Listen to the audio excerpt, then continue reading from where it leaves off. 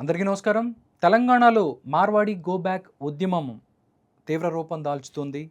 BJP మాత్రం రోహింగ్యాల పరిస్థితి ఏంటి అంటుంది. బంగ్లాదేశ్, బర్మా నుంచి వచ్చిన రోహింగ్యాల పరిస్థితి ఏంటి? వాళ్ళ వల్ల దేశానికి ముప్పు ఉంది కానీ మార్వాడీల వల్ల ఏం జరుగుతుంది అంటూ ముందుకెళ్తుంది. అసలు గ్రౌండ్ లెవెల్లో ఏం జరుగుతోంది? మార్వాడి గో బ్యాక్ ఉద్యమం వెనక ఎవరున్నారు? విషయాలు మనతో మాట్లాడటానికి ఆంధ్రప్రదేశ్ బీజేపీ నాయకులు, అదేవిధంగా హైకోర్టు అడ్వకేట్ కృష్ణకాంత్ గారు మనతో ఉన్నారు. సార్తో మాట్లాడదాం, మరిన్ని విషయాలు తెలుసుకుందాం. నమస్కారం సార్. నమస్తే అండి. సార్, మార్వాడి గో బ్యాక్ ఉద్యమము అంటే నార్మల్గా ఎప్పటి నుంచో నార్మల్గా ఆంధ్ర వాళ్ళకి సంబంధించి అంతకుముందు గో బ్యాక్ అన్నట్టుగా మాట్లాడిన పరిస్థితి, హఠాత్తుగా ఈ మార్వాడి గో బ్యాక్ ఉద్యమము తెర మీదకి వచ్చింది. దీని వెనక ఏమైనా రాజకీయ కారణాలు ఏమైనా ఉన్నాయా అంటారా? లేకపోతే ఎలా చూస్తారు ఈ ఉద్యమాన్ని మీరు? ఆర్కే గారు, ఫస్ట్ ఆఫ్ ఆల్ మనం ఇది చూస్తే మార్వారి అనే కమ్యూనిటీ అది జనరలీ మార్వారి అనేది రాజస్థాన్లో ఒక ప్లేస్ పేరు అది. సో అక్కడి నుంచి వచ్చిన వాళ్ళు అంటే అక్కడ రకరకాల వివిధ జాతులు ఉన్నారు అక్కడ. ఓకే. సో ఆ ప్లేస్ నుంచి ఎవరెవరు వచ్చారు వాళ్ళందరినీ మార్వారీస్ అంటాం, మనకు ఒక ఆనవాయితీ అయిపోయింది ఫస్ట్ అండ్ ఫార్మోస్ట్ థింగ్. ఈ మార్వారి అనేవాళ్ళు ఒక కమ్యూనిటీ పరంగా ఇప్పుడు ఫామ్ అయ్యారు వాళ్ళు. అంటే ఒక పలానా విలేజ్ నుంచి, రాజస్థాన్లో ఉన్న ఒక విలేజ్ నుంచి వచ్చిన వాళ్ళని ఒక మార్వాడి కమ్యూనిటీ కింద మనం పరిగణిస్తూ ఆల్ ఓవర్ ఇండియా వాళ్ళు ఒకటి తెలంగాణలోనే కాదు, ఆంధ్రప్రదేశ్లో, తెలంగాణలో, గుజరాత్లో, రాజస్థాన్లో, ఇంకా చాలా చోట్ల, అన్ని చోట్ల వాళ్ళు సెటిల్ ఉన్నారు వాళ్ళు. ఓకే. సో ఆ కమ్యూనిటీ ముఖ్యంగా ఏంటంటే వాళ్ళు బిజినెస్ కమ్యూనిటీ అది. సో ఆ బిజినెస్ కమ్యూనిటీ పరంగా వాళ్ళు ఎక్కడెక్కడ ఉన్నారో వాళ్ళ యొక్క ఆ స్టేట్స్లో వాళ్ళ యొక్క బిజినెస్లు వాళ్ళందరూ ఒక కమ్యూనిటీలాగా ఫామ్ అయ్యి వాళ్ళందరూ వాళ్ళ యొక్క బిజినెస్ని నడిపిస్తూ ఉంటారు. ముఖ్యంగా హోల్సేల్లో, టెక్స్టైల్స్లో, ఈ కిరాణా షాప్స్లో, గోల్డ్ అండ్ జ్యువెలరీ బిజినెస్లో, అన్నిట్లోనూ ఉంటారు వాళ్ళు. సిల్వర్ వేర్లో అన్నిట్లో ఉంటారు, యు నేమ్ ఇట్, అన్నిట్లో ఉంటారు వాళ్ళు. ఓకే. సో వాళ్ళు ఒక బిజినెస్ కమ్యూనిటీ వాళ్ళు. ముఖ్యంగా ఇవాళ రోజు మనం చూసుకుంటే ఆర్కే గారు, ఈ తెలంగాణ సోకాల్డ్లో ఇప్పుడు తెలంగాణలో ఈ మార్వారి గో బ్యాక్ అని చెప్పి ఇష్యూ ఏదైతే అవుతుందో ఇది కంప్లీట్లీ నేను ఏమంటున్నా అంటే it's a cooked up story. అంటే ఒక చిన్న వండి వార్చిన స్టోరీ, వండి వార్చిన ఉద్యమం ఇది. స్టోరీ అనట్లేదు, వండి వార్చిన ఉద్యమం ఇది. ఎందుకంటే వీళ్ళు ఇక్కడ ఒక చోట పలానా రోజు ఒక చిన్న ఇష్యూ అయింది. అవును, మోడా మార్కెట్ సెంటర్లో సంఘటన అందరికీ తెలుసు. అది ఎగ్జాక్ట్లీ అయ్యింది. దాని యొక్క వీడియోస్ ఏవో బయటపడ్డాయి. సరే, అదొక ఇష్యూ ఏంటంటే ఒక పలానా ఇద్దరి వ్యక్తుల మధ్య అయిన ఇష్యూ, అది కొద్దిగా ఎక్కువగా అయిపోయి వాళ్ళ గ్రూప్ వీళ్ళ గ్రూప్ కొద్దిగా కొట్లాడుకోవడం జరిగింది. అంతవరకు అయ్యింది అది. సో దాన్ని నేనేమంటానంటే ఆ ఇష్యూ వరకే, ఆ రెండు గ్రూప్స్ మధ్య ఏదైతే గొడవ అయిందో వాళ్ళు ఎవరు నిజంగా తప్పైతే వాళ్ళు పోలీస్ కంప్లైంట్ ఇచ్చి దాన్ని చట్టపరంగా చూసుకోవాల్సింది కాకుండా అంతవరకు చేస్తుంటే బాగుండేది. దాన్ని ఒక కమ్యూనిటీ మొత్తానికే మీరు ఆపాదించేసి మొత్తం ఆ కమ్యూనిటీ వాళ్ళ రోజు ఉండకూడదు, వెళ్ళిపోవాలి అంటే అదంతా దారుణమైన విషయం. ఎందుకంటే ఇవాళ రోజు ఆర్కే గారు, హైదరాబాద్ అనేది సరే ఇక్కడ తెలంగాణలో మొత్తం ఈ ఉద్యమం అయింది అది ఇది అనేది ఒక కుక్డప్ స్టోరీ. అది కేవలం ఒక కొన్ని రాజకీయ పార్టీలు, ముఖ్యంగా కాంగ్రెస్, బీఆర్ఎస్ లాంటి రాజకీయ పార్టీలు వీటి ఇప్పుడు ఒక ఇష్యూ చేసి, ముఖ్యంగా తెలంగాణలో ఇవాళ రోజు మనం చూసుకుంటే లోకల్ బాడీ ఎలక్షన్స్ రాబోతున్నాయి. ముఖ్యంగా హైదరాబాద్లో GHMC elections, local body elections ఇవన్నీ రాబోతున్నాయి. సో ఇక్కడ ఈ మార్వారీ కమ్యూనిటీ అనేది ఒక చాలా స్ట్రాంగ్గా ఉంది. ముఖ్యంగా హిందూస్, వాళ్ళు ఒక హిందూ కమ్యూనిటీకి చెందిన వాళ్ళు. సో ముఖ్యంగా ఈ హిందూ కమ్యూనిటీస్ మధ్యలో ఈ డివిజన్స్ తీసుకొస్తే, మనకు తెలుసు కాంగ్రెస్ అనేది ఫస్ట్ నుంచి అంటే బీజేపీకి సపోర్ట్గా ఉంది కాబట్టి ఉద్యమం తీసుకొచ్చారు, బీజేపీని దెబ్బ కొట్టడానికి భావించవచ్చు అంటారా? 100% అనుకోవచ్చు అనుకుంటున్నాను నేను. ఎందుకంటే ఇవాళ రోజు హిందూస్ అనేవాళ్ళు తెలంగాణలో అందరు ఐకమత్యంగా ఒక బీజేపీ పార్టీని నమ్ముకొని ఒక బీజేపీ పార్టీకి సపోర్ట్ ఇద్దామని చెప్పి స్ట్రాంగ్గా డిసైడ్ అయినట్టు మనకు తెలుస్తుంది. ఓకే. మీరు ఇప్పుడు అంతకుముందు local body elections, GHMC elections చూసినా బీజేపీ యొక్క ఆధిక్యతను మీరు చూడగలుగుతారు. సో అదేవిధంగా ఇప్పుడు మళ్ళీ లోకల్ బాడీ ఎలక్షన్స్ వస్తున్నాయి. అండ్ ముఖ్యంగా ఇప్పుడు నేను స్పెషల్గా చెప్పాల్సిన అవసరం లేదు, తెలంగాణలో కాంగ్రెస్ గవర్నమెంట్ యొక్క పరిపాలన ఎలా ఉంది, ఎంత వీక్ అయిపోయింది. వీళ్ళు హైడ్రా అని, ఆడ్రా అని రకరకాల డ్రాలు తీసుకొచ్చి మొత్తం రిలేషన్ పడేసి బీదవాళ్ళ ఇళ్ళ మీదకి వచ్చేసి వీళ్ళు ఇవన్నీ రకరకాలుగా చేసేసి వీళ్ళు. సో మొత్తం ఎంత వీక్గా ఉందో ఇక్కడ గవర్నమెంట్ మనకు తెలుస్తుంది. సో ఈ టైంలో లోకల్ బాడీ ఎలక్షన్స్ వస్తే ఖచ్చితంగా బీజేపీకి ఇక్కడ పై చేయి ఉందని తెలుస్తుంది వాళ్ళకి. సో హిందువుల ఐకమత్యానికి విడదీసి వాళ్ళ యొక్క హిందువుల ఐకమత్యాన్ని దెబ్బతీస్తే బీజేపీ ఎక్కడైనా వీక్ అయ్యే ఛాన్సెస్ ఉంటాయి కదా అన్నది వాళ్ళ యొక్క ప్రయాస. ఆ ప్రయాసలో భాగమే ఈ మార్వాడి గో బ్యాక్ అన్నది మా ఉద్దేశం. మేము అంతకంటే ఏమనుకోవట్లేదు. ఓకే సార్, మనం గత కొన్ని సంవత్సరాలుగా చూసుకున్నట్టయితే నిజంగా అంటే కోముట్లు అనేది మన గ్రామాల నుంచి కూడా ఒక వ్యవస్థ ఉంది. అంటే ఏదన్నా సరుకులు అవ్వచ్చు, వాళ్ళకి మనకి ఏం కావాలన్నా వాళ్ళ దగ్గరికి వెళ్ళి తీసుకుంటాము. అంటే సమాజంలో ఆ వర్గాలకి మిగతా వర్గాలకి ఒక మంచి సంబంధం ఉండేది. బట్ ఎవరైతే మార్వాడీలు వచ్చిన తర్వాత గ్రామానికి అంటే గుజరాతీలు, మార్వాడీలు ఎవరైతే ఉన్నారో గ్రామానికి కూడా వెళ్ళి వాళ్ళు అక్కడ స్టోర్స్ ఓపెన్ చేస్తున్నారు. దానివల్ల కోమట్లో ఉన్నవాళ్ళు వాళ్ళు వ్యాపారం చేసుకోవటం వాళ్ళ వృత్తులు వాళ్ళందరూ కూడా బయట రోడ్డు మీద పడిన పరిస్థితి. దాంతోపాటు ఇదొక్కటే కాదు, బంగారం అవ్వచ్చు, మిగతా ప్రతి చోట కూడా వాళ్ళే ఉన్నారు. కాబట్టి మా మనుగడకి ముప్పు కలుగుతుంది అని చెప్పి మాట్లాడుతున్న పరిస్థితి. దీంట్లో నిజం లేదంటారా మీరు? లేదండి. ఎందుకంటే నేను ఒకటి చెప్తా ఇవాళ రోజు ఆర్కే గారు. ఇప్పుడు నేను ఏమంటాను అంటే, మీరు అన్నారు ఇందాక మంచి టాపిక్ తీశారు. కోమట్లు అనేవాళ్ళు ఇదివరకు ఎక్స్క్లూజివ్లీ వాళ్ళే ఒక బిజినెస్ కమ్యూనిటీ కింద ఉండేవాళ్ళు. సో వాళ్ళ వల్ల వాళ్ళ ఉపాధి ఇది. సో ఇవాళ రోజు మార్వాడీలు రావడం వల్ల ఇలాంటివి అది దెబ్బతింటుంది అన్నది చాలా మంది కోమట్లు వెళ్ళిపోయి వాళ్ళ దగ్గర గుమస్తాలుగా పనిచేసిన పరిస్థితి లేదంటారు. నేను మాట్లాడతాను దాని మీద. ఇప్పుడు ఫస్ట్ అండ్ ఫార్మోస్ట్ థింగ్ తెలంగాణది నేను అసలు తెలంగాణలో మార్వాడీలు ఎలా వచ్చారు ఏంటనే నేను తర్వాత చెప్తాను. Okay. First and foremost thing ఒక కోమట్లు అనేది ఒక బిజినెస్ కమ్యూనిటీ. వాళ్ళు ఒక మంచి బిజినెస్ పరంగా వాళ్ళకి మంచి తెలివితేటలు ఉంటే వాళ్ళు బాగా చేస్తారని చెప్పి ఎప్పటి నుంచో నానుడే అది. సో వాళ్ళు చేస్తున్నారు, వాళ్ళ బిజినెస్లో వాళ్ళు చేస్తున్నారు. నాకు చాలా మంది కోమట్లు ఫ్రెండ్స్ ఉన్నారు ఇప్పటికి. ఓకే. సో వాళ్ళందరూ they still continuing in their family business. ఇంకా చేస్తున్నారు వాళ్ళు. కిరాణాలో కానీ సూపర్ మార్కెట్స్ కానీ పెద్ద పెద్దవి అన్నిట్లోనే వాళ్ళు చేసి వాళ్ళు మంచిగానే చేస్తున్నారు ఇప్పటికి. నేను ఏమంటున్నానంటే ఇప్పుడు నేను ఇంకోటి చెప్తా. అట్ ద సేమ్ టైం ఇప్పుడు ఓన్లీ వైశ్యాస్ అనే ఒక కమ్యూనిటీ మాత్రమే బిజినెస్ చేస్తుందా తెలంగాణ, ఆంధ్రాలో? మిగతా కమ్యూనిటీస్ ఎవరు బిజినెస్ చేయట్లేదా? మిగతా వాళ్ళు కూడా చేస్తున్నారు 100%. ఇప్పుడు సూపర్ మార్కెట్ బిజినెస్ అనేది కేవలం వైశ్యాస్ చేస్తున్నారా? బీసీలు, ఎస్సీలు, ఎస్టీలు ఎవరు చేయట్లేదా?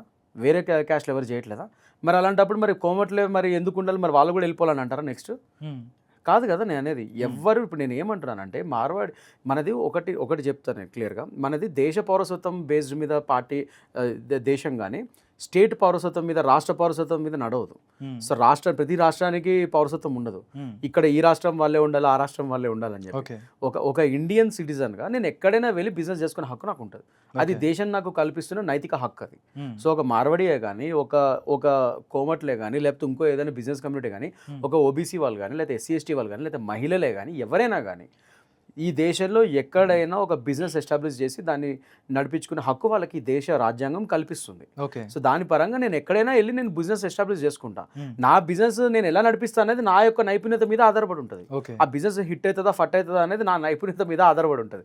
అంతేగాని ఇవాళ రోజు నేను ఒక పలానా చోటకి వెళ్ళి ఇప్పుడు నేను ఇక్కడ నుంచి ఢిల్లీకి వెళ్ళి ఒక బిజినెస్ పెట్టుకొని అక్కడ ఎదిగాను కదా అని చెప్పి అక్కడ ఢిల్లీ నార్త్ వాళ్ళందరూ వీడు సౌత్ ఇండియన్ నుంచి వచ్చి వీడు ఇక్కడ ఎదిగిపోతాడు, ఎలా వీడు వెళ్ళిపోవాలి కృష్ణకాంత్ గో బ్యాక్ అని అంటే అది నా నైపుణ్యత మీద నేను ఎస్టాబ్లిష్ చేసుకోగలిగితే ఒక బిజినెస్ ని. దాన్ని మీరు ఇక్కడ అసలు సౌత్ ఇండియన్స్ ఉండకూడదు, కృష్ణకాంత్ వల్ల ఇక్కడ ఒక బిజినెస్ ఎస్టాబ్లిష్ అయ్యి ఢిల్లీలో ఇవాళ రోజు అతని వల్ల మిగతా లోకల్స్కి ఇబ్బంది అవుతుంది, వాళ్ళు వేరే వాళ్ళు బిజినెస్ సరిగ్గా పైకి రాలేకపోతున్నారు, ఇతను ఒక్కడే బిజినెస్ బాగా చేస్తున్నాడు అని చెప్పి మొత్తం సౌత్ ఇండియన్స్ అందరినీ మీరు పంపించేస్తారా? అసలు ఇది ఏ లెక్క? ఇంకోటి కృష్ణకాంత్ అనేవాడు పలానా ఢిల్లీలో ఒక బిజినెస్ పెట్టుకొని వాడు పైకి వస్తే అది వాడి నైపుణ్యత. నువ్వు కావాల్సి నువ్వు కూడా ఒక హెల్తీ కాంపిటీషన్ తీసుకొని నువ్వు కూడా పైకి రావడానికి ట్రై చేయి. అంతేగాని వాడినే అసలు అక్కడ లేకుండా చేసేస్తే ఆ బిజినెస్ ఉంటుంది కదా అప్పుడు మనం ఉంటాం కానీ అది ఎటువంటి థింకింగ్ అది? మీరు ఎలాంటి థింకింగ్ని మీరు జనాల్లోకి తీసుకెళ్తున్నారు? అది చాలా తప్పు కదా. నా నైపుణ్యత మీద నేను పైకి వస్తే పలానా వేరే చోట నేను ఎక్కడైనా వాడినానే కానీ ఇండియా మొత్తంలో ఎక్కడైనా నేను బిజినెస్ పెట్టుకునే హక్కు నాకు ఉంటుంది. నేను ఇక్కడి నుంచి ఢిల్లీలో పెడతాను, బీహార్లో పెడతాను, ఇంకెక్కడైనా పెడతాను. అక్కడ నేను నా నైపుణ్యత మీద నేను స్వతహాగా నా సొంత కష్టం మీద నేను పైకి వస్తే అది మీరు అక్కడ ఉండకూడదని చెప్పి పంపించేస్తారా? అరే నేను అదే చెప్తున్నాను, రాష్ట్ర పౌరసత్వం అనేది ఉండదు, దేశ పౌరసత్వం మాత్రం ఉంటుంది. So only when you're a domicile of this country, domicile అంటే ఒక local citizen of this country, మొత్తం దేశంలో ఎక్కడైనా నేను లోకల్ అన్నట్టే. అంతేగాని కేవలం అక్కడ పలానా చోట నువ్వు పుట్టావు, అక్కడ చదివావు, దాని తర్వాత నువ్వు వేరే చోటకి వెళ్దావు నీ ఉపాధి పరం మీద నువ్వు లోకల్ కాదంటే ఎట్లా? అంటే లోకల్ నాన్ లోకల్ అనేది ఏంటి ఇక్కడ ఇష్యూ? బిజినెస్ పరంగా వాళ్ళ డామినేషన్ ఉంది, అది ఉందంటే ఎక్కడ డామినేషన్ ఉంది? ఇప్పుడు మార్వాడీస్, ఇప్పుడు మనం తెలంగాణ విషయం మాట్లాడుతున్నాం అండి. తెలంగాణలో మార్వాడీస్ అనేది అసలు వాళ్ళని అసలు ఫస్ట్ ఈ కమ్యూనిటీ ఇక్కడికి వచ్చిందే ముఖ్యంగా మనం బేగం బజార్ చుట్టుపక్కల అక్కడిక్కడ వాళ్ళ కమ్యూనిటీ ఎక్కువ ఉంటుంది ఇక్కడ హైదరాబాద్లో. వాళ్ళు అసలు ఎలా వచ్చారు ఇక్కడికి? అప్పటి నైజాము ఎవడైతే ఉన్నాడో ఆయనే అతను ఇక్కడ పరిపాలిస్తున్నప్పుడు వాళ్ళ నిజాము అంటే మనం తెలుగులో నైజాం అంటాము, మామూలుగా అయితే నిజాము. సో అతనే వీళ్ళని మార్వాడీస్ని గుజరాత్ నుంచి రాజస్థాన్ నుంచి పిలిపించారు. ఈ కమ్యూనిటీని పిలిపించి మీరు వచ్చి ఇక్కడ మా లెక్కలు చూడండి, మాకు ఇక్కడ బిజినెస్లు ఎస్టాబ్లిష్ చేయండి, మావి కొన్ని మా ఖజానా ఏదైతే లెక్కలు ఉన్నాయో అవన్నీ మీరు చూడండి అని చెప్పి వాళ్ళ బేసికల్ వాళ్ళ కమ్యూనిటీ ఏంటి బిజినెస్ కమ్యూనిటీ, లెక్కలు బాగా రాస్తారని వాళ్ళకి ఒక పేరు ఉంది. సో దాని పరంగా వాళ్ళని వేరే రాష్ట్రం నుంచి ఇక్కడ నిజాం ఉన్నప్పుడే ఆయనే పిలిపించాడు. అలా అప్పుడు ఆ టైంలో వచ్చి సెటిల్ అయిన ఫ్యామిలీస్ ఇవన్నీ. మీకు అర్థమవుతుందా? నిజాం టైం నుంచి వచ్చి సెటిల్ అయిన ఫ్యామిలీస్ ఇవన్నీ. ఇప్పుడు వీళ్ళందరూ లోకల్ కదా, అంటే ఒక 70 సంవత్సరాల నుంచి ఉన్నోళ్ళు ఇప్పుడు వాళ్ళు మీకు లోకల్స్ కింద కనబడరా? కేవలం వాళ్ళు మార్వాడి భాష వేరే భాష మాట్లాడుతున్నారని వాళ్ళు నాన్ లోకల్స్ అయిపోతారా? ఓకే. నిజాం టైం నుంచి వచ్చిన వాళ్ళు వీళ్ళు లోకల్స్ కదా అని అడుగుతున్నాను నేను. ఓకే. నువ్వు ఇలాంటప్పుడు ఎలాంటి డివిజన్స్ ఎలా పెడతావు నువ్వు తీసుకొచ్చి? నేను ఇది కేవలం కాంగ్రెస్, ఇది జనాలకు సంబంధించింది కాదండి. ఇది కేవలం కాంగ్రెస్, బీఆర్ఎస్ వాళ్ళ యొక్క పొలిటికల్ మైండ్ గేమ్ ఆడుతూ వాళ్ళు కేవలం డైవర్షన్ పాలిటిక్స్ చేద్దాం. ఇప్పుడు లోకల్ బాడీ ఎలక్షన్స్ వస్తున్నాయి, సో ఎలాగలాగా హిందువుల ఐకమత్యాన్ని దెబ్బతిని బీజేపీ ఓట్ బ్యాంక్ పాలిటిక్స్ చేయకుండా ఓటుని కొల్లగొడదామని చెప్పి ఓట్ బ్యాంక్ పాలిటిక్స్ చేస్తున్నారు బీజేపీ మీద. అంతకంటే ఏం లేదు. బీజేపీ ఓట్లను కొల్లగొడడానికి ఓట్ బ్యాంక్ పాలిటిక్స్ చేస్తుంది కాంగ్రెస్, బీఆర్ఎస్. దాన్ని ఒక కుక్కుడప్ ఉద్యమమే కానీ ఇది నిజంగా జనాల నుంచి వచ్చింది కాదని చెప్పి మేము అంటాం క్లియర్గా. ఓకే. మొండా మార్కెట్ సెంటర్లో కారు తీయమన్నందుకు ఒక దళితుడి మీద దాడి చేశారు. దాంతోపాటు ఒక వెనకబడిన తరగతుల వ్యక్తి మీద దాడి చేశారని చెప్పి శాంసన్ అనే ఒక వ్యక్తి వచ్చి బయట మాట్లాడిన పరిస్థితి. బట్ బీజేపీ శాంసన్ అనే వ్యక్తి క్రిస్టియన్ కాబట్టి మతానికి సంబంధించి మతం రంగు పులిమి ఇక్కడ రిలీజియన్స్ మధ్య గొడవలు పెడుతుంది బీజేపీ అని చెప్పి కొంతమంది సెక్యులర్స్ మాట్లాడుతున్నమాట. ఏం చెప్తారు మీరు? ఇప్పుడు నేను అదే మాట మాట్లాడుతున్నానండి. ఇప్పుడు పలానా శాంసన్ అనే వ్యక్తి దళితుల మీద వీళ్ళు అటాక్ చేశారు అది అని చెప్పి అంటున్నారు. కరెక్ట్. నేను ఏమంటున్నానంటే ఇప్పుడు మీరు అక్కడ క్యాష్ ఎందుకు చూస్తున్నారు? ఇప్పుడు నేను మీ మీద అటాక్ చేసినా, మీరు నా మీద అటాక్ చేసినా, మన ఇద్దరం అది పోలీస్ స్టేషన్లో ఒకరి మీద ఒకరు కంప్లైంట్ ఇచ్చుకుని చట్టపరంగా చర్యలు తీసుకోవాల్సిన విషయం అది. దీనిలో మీరు కులాలను ఎందుకు తీసుకొస్తున్నారు? సరే, వాళ్ళు అక్కడ ఒక క్యాస్ట్ పరంగా ఏమైనా రేషియల్ స్లర్ ఏమైనా వాడినా కూడా దాని పరంగా వాళ్ళ మీద SC ST అట్రాసిటీ కేసులు పెట్టి వాళ్ళ మీద ఆ పర్టికులర్ వ్యక్తులు ఎవరైతే ఈ గొడవ చేశారో వాళ్ళ మీద మీరు కేసులు పెట్టండి. మేము వద్దనట్లేదు. వాళ్ళు మారవాడిలే కానీ ఎవరైనా కానీ వాళ్ళ మీద మీరు కేసులు పెట్టండి. వాళ్ళు ఒక్కరు చేసిన పనికి మొత్తం కమ్యూనిటీకి ఎందుకు ఆపాదిస్తున్నారు? మొత్తం కమ్యూనిటీ మీద ఇప్పుడు మీరు గో బ్యాక్ అని ఎందుకు అనాల్సిన అవసరం వస్తుంది అన్నదే నా మెయిన్ క్వశ్చన్. ఇక్కడ ఎవరైతే ఇద్దరు వ్యక్తుల మధ్య గొడవ అయిందో, ఒకవేళ పలానా మార్వాడి వాళ్ళు ఎవరైతే ఉన్నారో ఆ పర్టికులర్ ఇన్సిడెంట్లో ఉన్న మార్వాడి వాళ్ళ గురించి చెప్తున్నారు. వాళ్ళు మార్వాడి వాళ్ళు అయితే వాళ్ళు ఈ పలానా దళిత వ్యక్తి మీద ఇలా అఘాయిత్యం చేస్తే ఖచ్చితంగా ఆ దళిత వ్యక్తుడి హక్కుల్ని కాపాడాల్సిన అవసరం మనకుంది. డెఫినెట్గా ఆయన హక్కుల పరంగా ఆయన వెళ్ళి వీళ్ళ మీద కంప్లైంట్ ఇవ్వచ్చు. అది పోలీస్ వారు దాని పరంగా యాక్షన్ తీసుకుంటారు. సో అది ఆ రెండు వ్యక్తుల మధ్య విషయమే అది. దాన్ని మీరే రివర్స్లో మొత్తం కమ్యూనిటీకి అంతా ఆపాదించి అందరూ వెళ్ళిపోవాలి కమ్యూనిటీకి నుంచి అని చెప్పడం ఎంతవరకు న్యాయం అనేది నేను పలానా శాంసంగ్ గారు కూడా అడుగుతున్నాయి వాళ్ళ రోజు. నేను అది ఒక కమ్యూనిటీ పరంగా మొత్తానికి ఎందుకు ఆపాదిస్తున్నారు మీరు? అదొక ఇన్సిడెంట్ వరకే చూసి వాళ్ళ మీద చట్టపరమైన ఇది తీసుకోండి చర్యలు, అది నేను కాదనట్లేదు. కానీ మొత్తం కమ్యూనిటీని ఎందుకు పంపించేద్దాం అనుకుంటున్నారు మీరు? వాళ్ళు 70 ఏళ్ళగా తెలంగాణలో ఉన్న కమ్యూనిటీస్ బేగం బజార్ చుట్టుపక్కల అవన్నీ వాళ్ళందరూ ఇప్పుడు ఎక్కడికి వెళ్తారు? వాళ్ళు ఇక్కడ లోకల్ 70 ఏళ్ళ నుంచి వాళ్ళ పిల్లలు ఇక్కడే పుట్టి ఇక్కడే చదువుకుని అన్నీ చేశారు. వాళ్ళు ఇప్పుడు ఇక్కడ లోకల్స్ కింద రారా? వాళ్ళు ఎట్లా గో బ్యాక్ అని మీరు ఎట్లా అంటారు? తెలంగాణ కానీ ఆంధ్ర కానీ ఎక్కడైనా కానీ నేను చెప్పేది అదే. ఇది ఒక స్టేట్, ఒక రాష్ట్ర పౌరసత్వం ఉండదు మనకి. మన దేశంలో దేశ పౌరసత్వం ఉంటుంది. నేను ఎక్కడి నుంచైనా రైట్ టు లివ్, నేను ఎక్కడైనా వెళ్ళి నేను ఎక్కడైనా బతకగలుగుతా. Right to privacy of my life, right to live, right to do, freedom to do business anywhere, my occupation, right to do my occupation. ఇవన్నీ కాన్స్టిట్యూషనల్ రైట్స్ ఇవన్నీ. సో ఇవన్నీ వాటి పరంగా నేను ఆర్టికల్ 20, 21 ఇవన్నీ క్లియర్గా చెప్తున్నాయి. Freedom of speech right article 19 ఇవన్నీ ఉన్నాయి. ఒక దేశ పౌరుడుగా నాకు అన్ని రైట్స్ ఉన్నాయి, ఫండమెంటల్ రైట్స్. నేను అది ఏ రాష్ట్రంలో వెళ్ళి సెటిల్ అవ్వాల్సిన నైతిక హక్కు నాకు ఉంది. అది మీరు ఎట్లా కాదంటారు అంటున్నాను నేను ఇవాళ రోజు వచ్చి. దానికి మీరు ఇది కేవలం నేను అదే చెప్తున్నా, నిజంగా జనాల్లో లేదు ఇలాంటి కొందరు మీరు ఎవరైతే పేర్లు చెప్పారో అలాంటి కొందరు వ్యక్తులు మాత్రమే వీటిని కొందరు పార్టీస్తో, కాంగ్రెస్, బీఆర్ఎస్ లాంటి పార్టీస్ కొల్లుడే ఇలాంటి ఉద్యమాలు లేవనెత్తుతున్నారు అనేది బీజేపీ చెప్తుంది వాళ్ళ రోజు. Thank you so much Krishnakanth గారు. ప్రస్తుత రాజకీయ పరిస్థితుల మీద చక్కని మీ యొక్క రెస్పాన్స్ని తెలియజేశారు. నమస్కారం అండి. Thank you.